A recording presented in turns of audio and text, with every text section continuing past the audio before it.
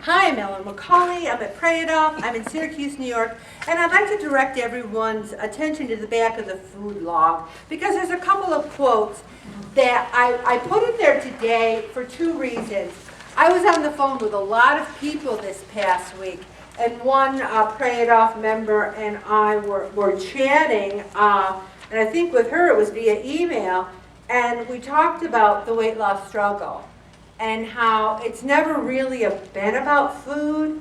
It's never really the food. It's those four addictions we talked about. It's that worry, that anxiety. It's in our head.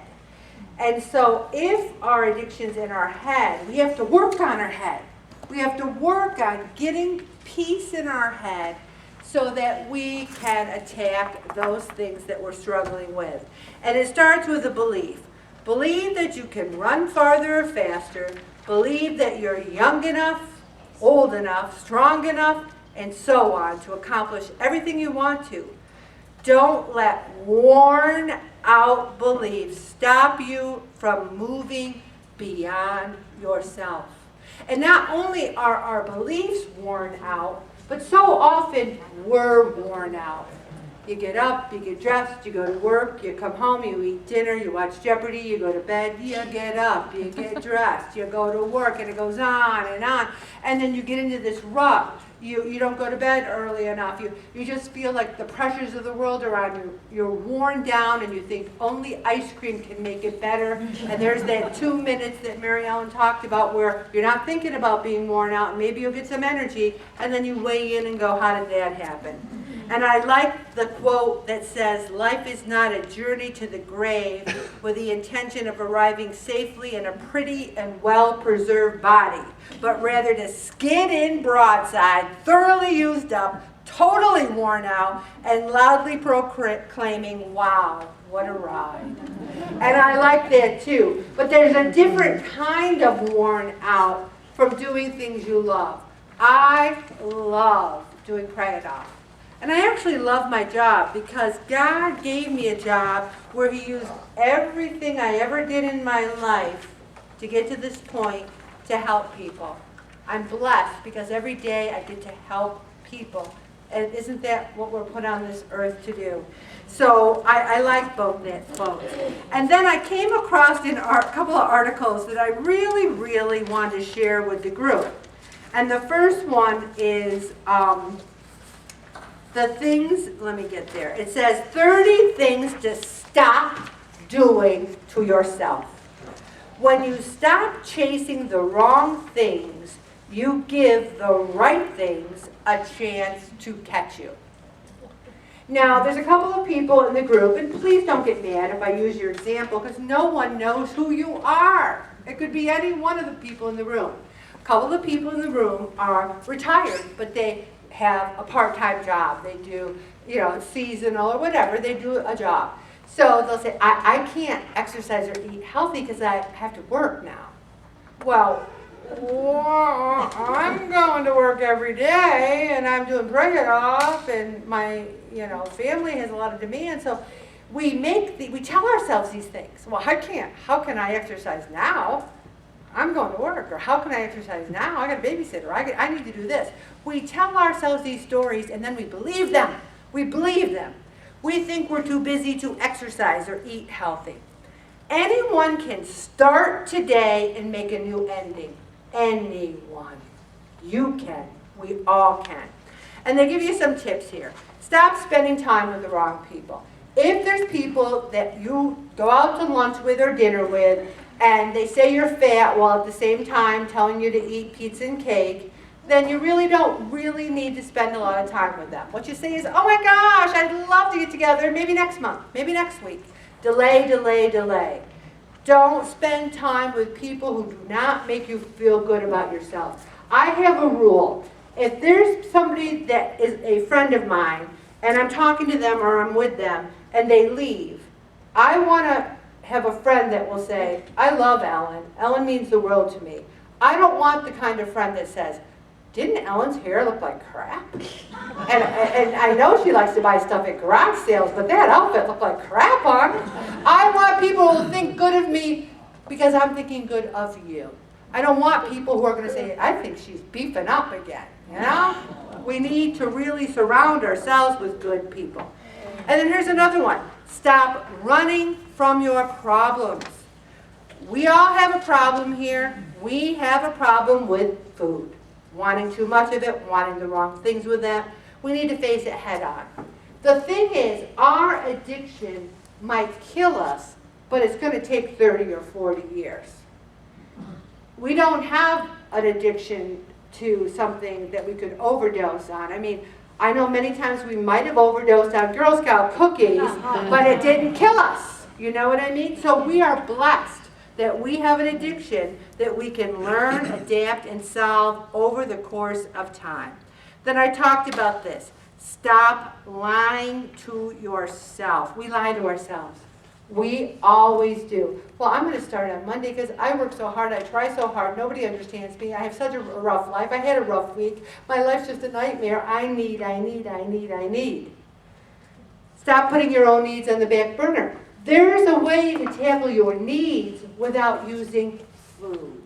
One person called me sobbing this week because she had to quit Pray It Off because she has to babysit on Thursday night.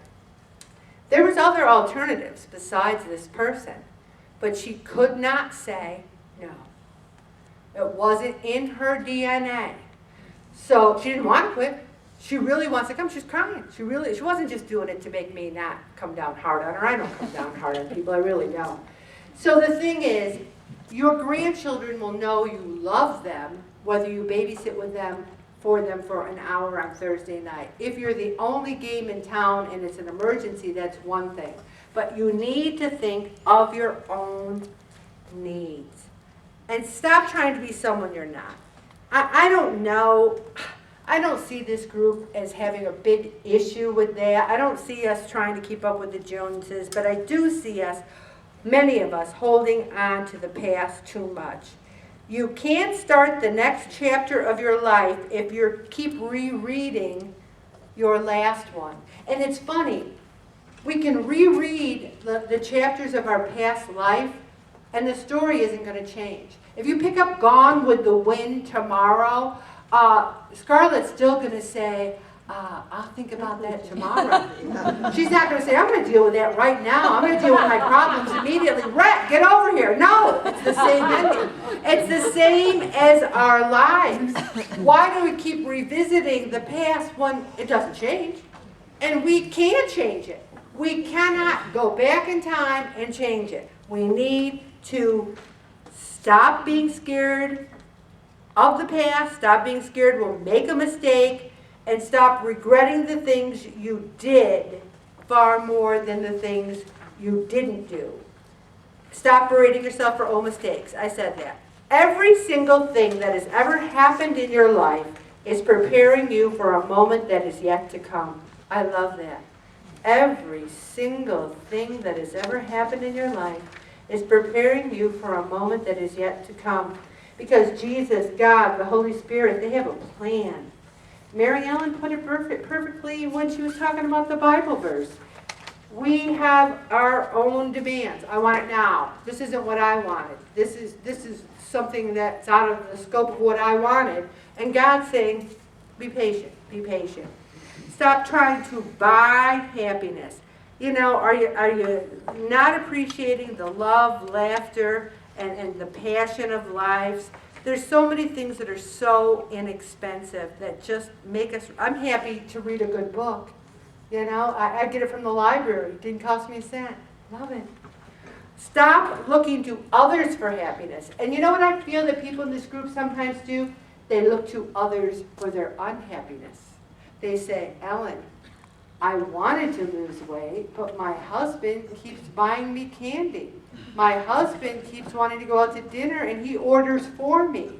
I am 65 years old, and no one has ever ordered for me in my life. I can't even imagine it. I can't imagine being the little woman or the big woman sitting there and having Bob goes, I'll order for you. Are you kidding me? No, I don't think so. So if you're still letting your husband order for you, unless you had your jaw locked and your hands broken, I think you should order for yourself, okay? Also, stop being idle. I love this. You can't make it to second base with your foot still on first base. And you know, we really self-justify this. I'm not idle. Ellen, you don't have my life. You don't know how hard I have it. The candy, cookies, cake isn't going to make it better. Stop thinking you're not ready. This is never going to be a better time. You know what? Right now, 6/25, October 3rd, 2019. The perfect time to change our lives. Did I think my life would change on January 8th of 2018? Not really. When I came down here and looked out to 25 people saying, you want to lose weight together? They're like, yeah, okay, let's try it. I mean, we just did it. And there's people who were there with me that day, right here with me now. Are they my pets? Yes. I admit it. I love them the most. I really do. No. I do have a special part in my heart because they looked at a 300 and whatever pound lady I was then and said we could do this together. But we're ready when we say we're ready, and we're ready now. And this is more, stop getting involved in relationships for the wrong reason.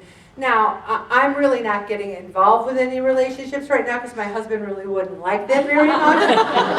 But for those of you who might be single and you're looking at relationships and you're not finding love in all the right places and then you're eating over it, again, God has a plan.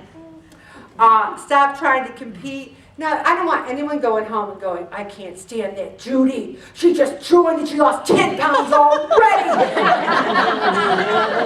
I don't believe it. Who does she think she is? We're not in competition with Judy, okay? Also, stop holding grudges. And you know what's funny? I skipped over this one. Stop complaining and feeling sorry for yourself. Somebody at work said to me yesterday, you know, Ellen, everyone complains around here, but I don't think I've ever heard you complain. And I said, you know, I'm glad you brought that up, because you know why I don't complain? I'm 65 years old. This is my last job, not my first job. I've seen it all, pretty much. And if I start complaining, the other person usually interrupts me, and they start complaining, and then it's no longer about me, it's about them. So I've learned, why bother? You know, you can say, hey, I broke my foot. You broke your foot. Well, my neighbor broke her foot and broke her neck the same day. So no longer does my broken foot mean anything because I didn't break my neck. So I don't complain, okay? Stop holding grudges. I have no grudge. No grudge against anyone. And you know what's funny? I feel sorry for myself for a couple of minutes. Maybe if it's really bad for an hour or two. But I get sick of it. I can't feel sorry for myself too long because I find it very boring. I think it's very boring. Poor me, poor me, poor me. Okay, I gotta do something now. You know, you can only feel sorry for yourself for so long. Also, stop doing the same things over and over again. And that's so true of some people in the group where it comes to not being successful. Stop following the path of least resistance. Life is not easy, especially when you plan on achieving something worthwhile. Don't take the easy way out. Do something extraordinary. Also, stop blaming others. I talked about that. Stop worrying. We talked about that last week. And I just hit the highlights. I really would like you to think about this and read it over the week. Stop focusing on what you don't want to happen. Oh my gosh, that's huge. That's huge.